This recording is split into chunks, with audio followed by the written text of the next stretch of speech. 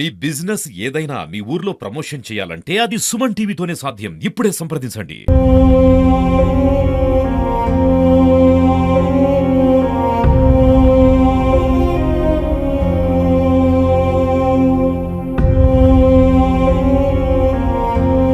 నమస్తే, welcome to Suman TV. Nizamabad జిల్లాలో దారుణం చోటు చేసుకుంది. ఆర్మూర్ నియోజకవర్గానికి అయితే మనం రావడం జరిగింది. ఆర్మూర్లోని రామ్ నగర్ కాలనీకి వచ్చినాం. సో ఆర్మూర్లో ఏం జరిగిందని చెప్పేసి చాలా మంది అనుకుంటుండొచ్చు. ఎవరైతే 2.5 సంవత్సరాలకు సంబంధించిన ఆద్య ఒక గెట్టర్లో పడి తను చనిపోయింది. సో ఒక గెట్టర్లో పడి చనిపోవడం అంటే ఒక్కసారి ఆలోచించండి, ఎంత దారుణం ఇది. సో దాదాపు నేను ఇక్కడ మన రామ్నగర్ కాలనీకి వచ్చిన తర్వాత ఇక్కడ ఎవరైతే కాలనీకి సంబంధించిన కొంతమంది పెద్దలతో మాట్లాడితే 12 సంవత్సరాలుగా ఇవాళ మేము మున్సిపాలిటీ అధికారులకు కాళ్ళు మొక్కినా కూడా ఇవాళ ఇక్కడికి వచ్చి ఒక్కసారి కూడా ఇక్కడ ఉన్న డ్రైనేజీ వ్యవస్థ గురించి చూడలేదు అని చెప్పి చెప్తా ఉన్నారు. నిన్న ఆద్య చనిపోయిన తర్వాతనే ఇదంతా కూడా టోటల్ యంత్రాంగం అంతా కదిలిపోయింది. యంత్రాంగం కదిలిన తర్వాతనే ఇవన్నీ వర్క్స్ అనేటివి జరుగుతున్నాయని చెప్పేసి మనకు తెలుస్తూ ఉంది. సో ఇక్కడ జేసీబీ వచ్చింది. జేసీబీ సాయంతో మొత్తం A to Z ఇక్కడ ఉన్న నాళాలని కూడా వాళ్ళు క్లియర్ చేస్తూ ఉన్నారు ఇక్కడ అంతా కూడా. సో దాదాపు ఇది నిన్న నుంచి జరుగుతూ ఉంది. నిన్న జరిగిన తర్వాత ఇదంతా కూడా మున్సిపాలిటీ అధికారులు 12 సంవత్సరాల తర్వాత నిద్ర మేల్కున్నారు అంటే ఒక్కసారి ఆలోచించండి. మున్సిపాలిటీ అధికారుల నిర్వాహకం అనేది ఎట్లా ఉంది. సో బల్దియా అధికారుల తప్పిదం వల్ల ఇవాళ ఆద్య చనిపోయిందని చెప్పేసి కాలనీవాసులు చెప్తా ఉన్నారు. సో ఇదంతా కూడా రామ్నగర్లో దాదాపు ఇప్పుడు మనము చలికాలంలోనే ఇక్కడ ఈ నాళాలు చూస్తే ప్రతిదీ నిండిపోయి ఉంది. నార్మల్గా వర్షాకాలంలో వస్తే ఈ డ్రైనేజ్ కింద నుంచి వాటర్ పోవు. ఈ డ్రైనేజ్ మీదకి ఏదైతే మనకి డివైడర్ ఏదైతే ఉందో ఈ డివైడర్ పైనుంచి వాటర్ పోతాయని చెప్పేసి మనకు చెప్తా ఉన్నారు కాలనీవాసులు. అంటే చాలాసార్లు కంప్లైంట్స్ ఇచ్చినా ఒక్కసారి కూడా రెస్పాండ్ కాని అధికారులు నిన్న ఆద్య చావుతోని చాలామంది కళ్ళు తెరుచుకొని వాళ్ళ పనిలో పడ్డారు. అంటే వాళ్ళు చేసే పని ఎంత చిత్తశుద్ధితో చేస్తున్నారో అనేది మనం ఆలోచించాలా. సో ఆద్య గురించి మనం మాట్లాడుకుందాం. ఆద్య రామ్నగర్లోని నివాసం ఉంటున్నటువంటి ఆద్య దాదాపు 2.5 సంవత్సరాలండి. 2.5 సంవత్సరాలకు సంబంధించిన ఆ చిన్నారి పసిపాప ఇదే డ్రైనేజ్లో పడి చనిపోయింతాను. సో ఈ డ్రైనేజ్ గురించి ఒకసారి చూడండి, ఎంత నిండుగా ఉన్నది. ఇదంతా కూడా ఇంత పెద్ద డ్రైనేజెస్ ఏవైతే ఉన్నాయో దీనికి ఖచ్చితంగా ఫినిషింగ్ అనేది ఉండాలి. ఖచ్చితంగా ఫినిషింగ్ అనేది ఉంటే పిల్లలు చాలా వరకు కూడా గెటర్లో పడకుండా ఉండడానికి చాలా వరకు యూజ్ అవుతుంది.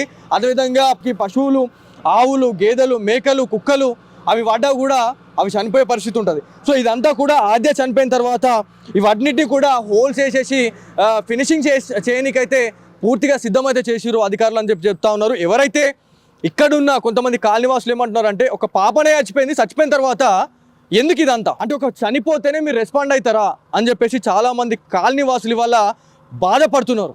ఒక్కసారి అసలు నిజంగా చెప్పాలంటే ఇది సిగ్గుచేటు. ఒక పాప చనిపోయిన తర్వాత అధికారులు రెస్పాండ్ కావడం ఏందండి? ఇంతకుముందు ఏం చేసిరు మీరు? 12 సంవత్సరాలు అంట. 12 సంవత్సరాలు తెలంగాణ రాకముందు నుంచి ఇక్కడ ఇది ఇంతే ఉందంటే తెలంగాణ వచ్చిన తర్వాత కూడా ఇట్లనే ఉంది అని చెప్పేసి చాలామంది ఇక్కడ ఉన్న కాలనీవాసులు అయితే చెప్తా ఉన్నారు, బాధపడతా ఉన్నారు. సో ఇదే డ్రైనేజీలో తను పడి చనిపోయింది. సో ఆద్య గురించి మాట్లాడుకుంటే ఆద్యకు సంబంధించిన ఇల్లు అది ఇక్కడ ఆద్య ఆడుకుంటూ వచ్చి ఇక్కడ పడిపోయిందండి. ఎంత దారుణం అంటే పిల్లల్ని మనము ఎప్పటికప్పుడు కంటికి రెప్పలో చూసుకోవాలా, వాళ్ళు ఏం కథ అనేది మనం చూసుకుంటూ ఉండాలా, వాళ్ళని ఒక కన్నేసి అయితే ఉంచాలా. ఈ పాప దీంట్లో పడిపోయింది. దీంట్లో పడిపోయితే 2 గంటల పాటు చాలా వరకు కూడా వెతకడం జరిగింది. అంటే ఎవరు అనుకోరు కదా ఈ డ్రైనేజీలనే పడుతుంది అని చెప్పేసి ఎవరని అనుకుంటారా? కానీ డ్రైనేజీలనే ఇంటి ముంగట ఉన్న డ్రైనేజీలనే పడిపోయింది. 2 గంటల తర్వాత పాప బాడీ అనేది నీళ్ళలో తేలడం జరిగిన తర్వాతనే ఇదంతా కూడా బయటపడిందని చెప్పి తెలుస్తూ ఉంది. ఒకవేళ ఇక్కడంతా ఫినిషింగ్ అనేది ఉండుంటే ఆ పాప ఇవాళ బతికేది. ముక్కు పచ్చలారని ఆద్య ఇవాళ తిరిగి రాని లోకాలకైతే వెళ్ళిపోయిందనేది తెలుస్తూ ఉంది. సో తల్లిదండ్రులతో కూడా మనం మాట్లాడే ప్రయత్నం చేసినాం, ఏడుస్తూ ఉన్నారు.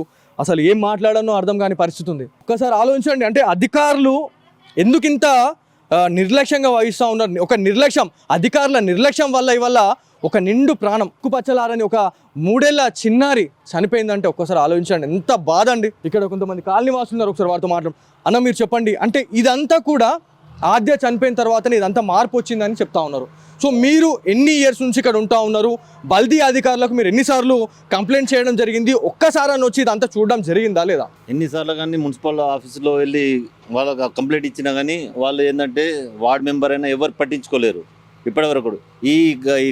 ఇది జరిగిన తర్వాతనే ఇప్పుడు ఏంటంటే ఈ బండ్లు రావడం, ఈ పని జరగడం జరుగుతుంది.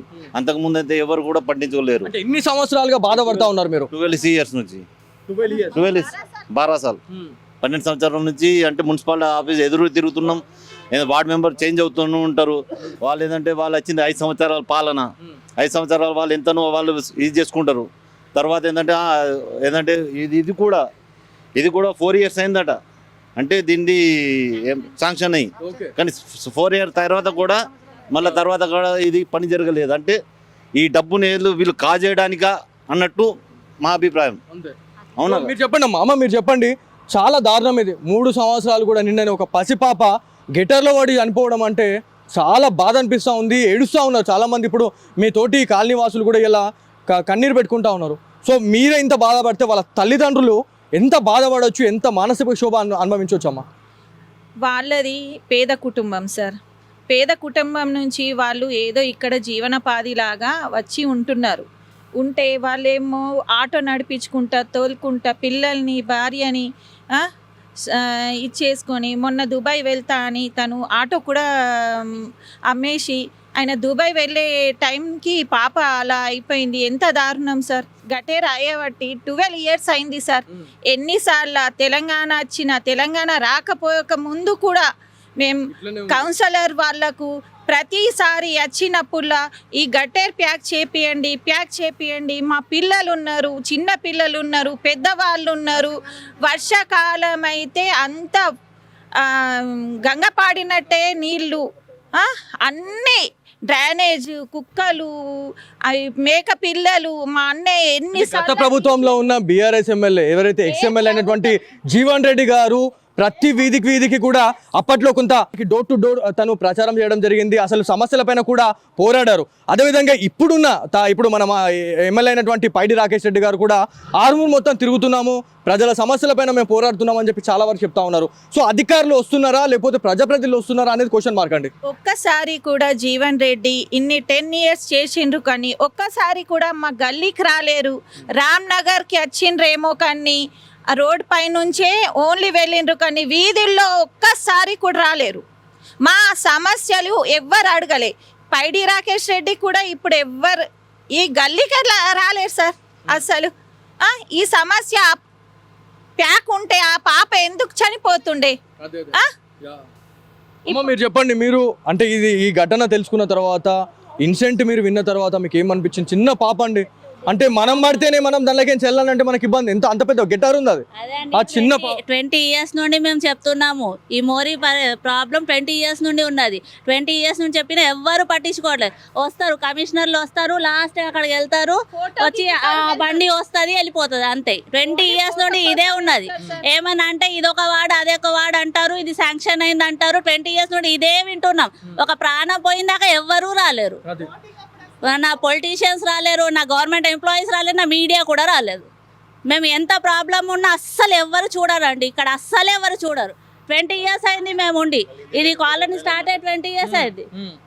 ఎవరు వచ్చినా ఏమంటున్నారు? ఇంకా ఏదైనా ప్రాబ్లం అయితేనే మేము కనిపిస్తాం కదా అంటున్నారు. అంటే ఒక ప్రాణం పోయిందాక అసలు ఇప్పుడు వాళ్ళకి ఎంత ప్రాబ్లం అండి? వాళ్ళ మమ్మీ ఫాదర్కి, మదర్ ఫాదర్కి ఎంత ప్రాబ్లం?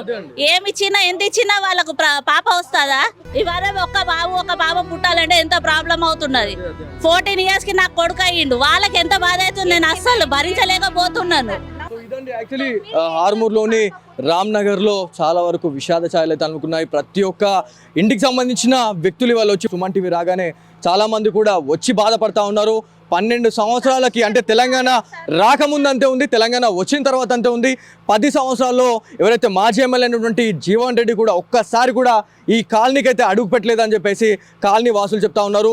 పైడి రాకేష్ రెడ్డి గారు ఇప్పుడున్న ఎమ్మెల్యే మరి దీనిపైన స్పందిస్తారా లేదా, ఇప్పటికైనా వచ్చి మరి పరామర్శిస్తారా, లేకపోతే ఎట్లా ఉన్నాయి పనులు ఎట్లా నడుస్తున్నాయి అనే దానిపైన మరి మాట్లాడతారా అనేది చాలా పెద్ద బిగ్ క్వశ్చన్ మార్క్ అయితే ఏర్పడతా ఉంది. సో ఇక్కడ చాలామంది కాలనీ వాసులు ఇంకా చాలామంది ఉన్నారు. అన్న మీరు చెప్పండి, మీరు ఎక్కడి నుంచి వచ్చారు? మేము ఇక్కడనే ఉంటాం, ఆర్మూర్ రామ్నగర్లో ఉంటాం. ఇప్పుడు 10 years అయ్యాయి. ఇక ఎంత కంప్లైంట్ ఇచ్చినాము, ఏం చేసినా ఏం మున్సిపాలిటీ ఎవరు రెస్పాన్స్ ఇస్తలేరు. మొన్ననే పోయి వర్షం పడితే ఈడ బండ్ల మీద కూడా రాదు. మనం పోయి మున్సిపాలిటీ కంప్లైంట్ ఇచ్చినాం. సరే రేపు పంపిస్తాను ఈయన చైర్మన్, ఇప్పటికీ బేపత్తా ఉన్నది. ఎన్నిసార్లు చెప్పాలా? బల్దియా ఏం చేస్తుంది? మున్సిపాలిటీ అధికారులు ఏం చేస్తా ఉన్నారు?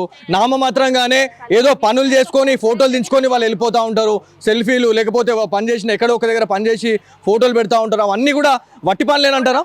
అంతే, ఒత్తి పాలన సార్. నిన్న కమిషనర్కు ఎన్నోసార్లు ఫోన్ చేసినాం, రాలేరు కమిషనర్. వస్తా అని 2-3 గంటలు పాపకి ఈడనే ఉన్నది. అప్పటిదాకా కమిషనర్ రాలేడు. ఎవరు రాలేరు? అధికారులు ఎవరు రాలేరా? ఎవరు అధికారులు రాలేరు. ఒక్కటే ఇంజనీర్ వచ్చిండు. ఇంజనీర్ వస్తే వాళ్ళకు చెప్పినాం, సార్కి ఇట్లా జరిగితే ఎట్లా అంటే, ఇంజనీర్ ఏమన్నాడు, అమ్మ ఇగో అన్న ఇసుంటి కథ జరిగితేనే పనులు అవుతుంది, అప్పటిదాకా ఈ పనులు కాదు అని. అధికారి అంటున్నారా? అధికారి కాదు, ఇంజనీర్ మున్సిపాలిటీ మున్సిపాలిటీ ఇంజనీర్ అన్నారు నిన్న అందరు ముందట అన్నారు. ఒక పానం కారణమండి. అంటే ఇట్లాంటి ఇన్సిడెంట్లు జరిగితేనే ప్రజాప్రతినిధులు కావచ్చు, మాలాంటి అధికారులు మేల్కుంటారు అని చెప్పేసి చెప్తా ఉన్నారు. అంటే ఒక్కసారి ఎంత సిగ్గుచేటు అసలు. ఆ మాట అసలు ఎట్లా వచ్చింది ఆ అధికారికి? ఎవరైతే మున్సిపాలిటీ అధికారి ఎవరైతే ఉన్నారో, ఒక ఇంజనీర్, ఆయన ఒక మాట అన్నారంట. అంటే ఒక పాప చనిపోతే, ఒక మనిషి చనిపోతేనే మేము రెస్పాండ్ అవుతామని చెప్పేసి వాళ్ళు చెప్తున్నారు. అంటే ఒక్కసారి ఆలోచించండి, ఆ ఆర్మూర్లో అసలు ఏం జరుగుతూ ఉంది, ఎలాంటి పాలన నడుస్తూ ఉంది, ఎలాంటి అధికారులు మన దగ్గర ఉన్నారు, వాళ్ళ బాధ్యతలు వాళ్ళు ఎంతవరకు సక్రమంగా నిర్వర్తిస్తున్నారు అనేది మనం ఆలోచించుకోవాలా. ఎస్. సో వీళ్ళు ఒకటే మాట చెప్తా ఉన్నారు, ప్రతి ఒక్కరు కూడా అదే మాట్లాడుతున్నారు. ఎన్ని సంవత్సరాలుగా ఇబ్బందులు ఉన్నాయి మీకు? 12 సంవత్సరాలు సార్. మేము ఇక్కడ వచ్చి కళ్యాణంలో వచ్చి 12 సంవత్సరాలు అవుతున్నది. అయితే 12 సంవత్సరాల నుంచి మేము ప్రతిసారి కూడా ప్రతి సంవత్సరం కూడా మన మున్సిపల్ కమిషనర్కు, ఆర్డీఓ కూడా ఎన్నోసార్లు మన వినతి పత్రం కూడా సమర్పించాం. మనం వర్షాకాలంలో మాకు చాలా ఇబ్బంది అవుతుంది. ఈ గటేరా ఈ గుట్ట దగ్గర నుంచి నీళ్ళు వస్తూ ఉంటాయి, ఇటు ఏమో కెనాల్ దగ్గర నుంచి వస్తూ ఉంటాయి.